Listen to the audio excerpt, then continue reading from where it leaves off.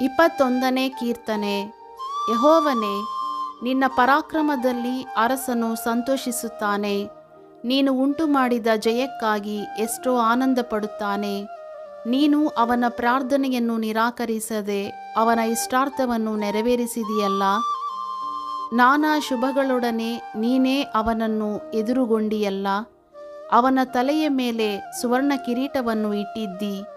ಅವನು ದೀರ್ಘಾಯುಷ್ಯವನ್ನು ಬೇಡಿಕೊಳ್ಳಲು ನೀನು ಯುಗಯುಗಾಂತರಗಳ ಆಯುಷ್ಯವನ್ನು ಅನುಗ್ರಹಿಸಿದ್ದಿ. ನಿನ್ನ ರಕ್ಷಣಾ ಕಾರ್ಯದಿಂದ ಅವನ ಘನತೆಯು ಬಹು ವೃದ್ಧಿಯಾಯಿತು. ಮಹಿಮಾ ಪ್ರಭಾವಗಳನ್ನು ಅವನಿಗೆ ಬರಮಾಡಿದ್ದಿ. ಅವನಿಗೆ ಶಾಶ್ವತವಾದ ಸೌಭಾಗ್ಯ ನಿಧಿಯನ್ನು ದಯಪಾಲಿಸಿದ್ದಿ. ಅವನನ್ನು ನಿನ್ನ ಸನ್ನಿಧಿಯಲ್ಲಿ ಅತ್ಯಾನಂದಪಡಿಸಿದ್ದಿ. ಅರಸನು ಯೆಹೋವನಲ್ಲಿಯೇ ಭರವಸವಿಟ್ಟಿದ್ದಾನೆ. ಪರಾತ್ಪರನ ಕೃಪೆಯ ದೆಸೆಯಿಂದ ಅವನು ಕದಲುವುದೇ ಇಲ್ಲ. ಶತ್ರುಗಳೆಲ್ಲರೂ ನಿನಗೆ ಸಿಕ್ಕುವರು. ಭುಜಬಲದಿಂದ ನಿನ್ನ ಹಗೆಗಳನ್ನು ಹಿಡಿಯುವಿ.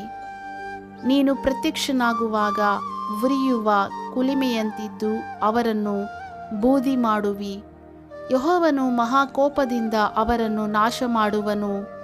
ಆತನ ಕೋಪಾಗ್ನಿ ಅವರನ್ನು ದಹಿಸಿ ಬಿಡುವುದು. ನೀನು ಅವರನ್ನು ಸಂಹರಿಸಿ ಭೂಮಿಯ ಮೇಲೆ ಅವರ ಸಂತತಿಯೇ ಇಲ್ಲದಂತೆ ಮಾಡುವಿ. ಅವರ ವಂಶದವರು ಮನುಷ್ಯರೊಳಗೆ ಉಳಿಯುವುದೇ ಇಲ್ಲ. ಅವರು ತಂತ್ರೋಪಾಯಗಳನ್ನು ಕಲ್ಪಿಸಿ ನಿನಗೆ ಕೇಡನ್ನು ಮಾಡಬೇಕೆಂದು ಆಲೋಚಿಸಿದರೂ ಅದು ನಡೆಯುವುದಿಲ್ಲ. ನೀನು ನಿನ್ನ ಬಾಣಗಳನ್ನು ಬಿಲ್ಲಿಗೆ ಹೂಡಿ ಅವರ ಮುಖಗಳ ಮೇಲೆ ಎಸೆದು ಅವರು ಬೆನ್ನು ತೋರಿಸಿ ಓಡಿ ಹೋಗುವಂತೆ ಮಾಡುವಿ. ಯೆಹೋವನೇ, ಪರಾಕ್ರಮದಿಂದ ನಿನ್ನನ್ನು ಪ್ರಸಿದ್ಧಿಪಡಿಸಿಕೋ. ನಾವು ಗಾಯನ ಮಾಡುತ್ತಾ ನಿನ್ನ ಶೂರತ್ವವನ್ನು ಕೊಂಡಾಡುವೆವು.